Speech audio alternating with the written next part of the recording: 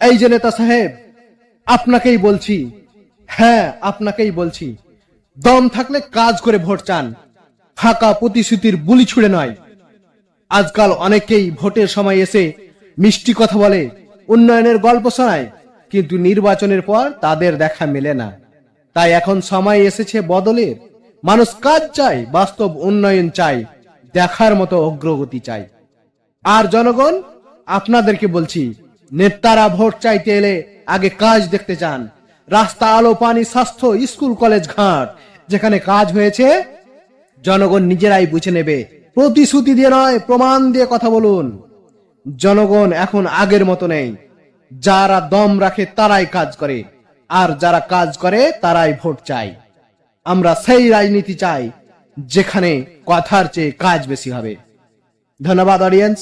ভিডিওটি ভালো লাগলে অবশ্যই লাইক, কমেন্ট, শেয়ার করে সবার কাছে পৌঁছে দিন।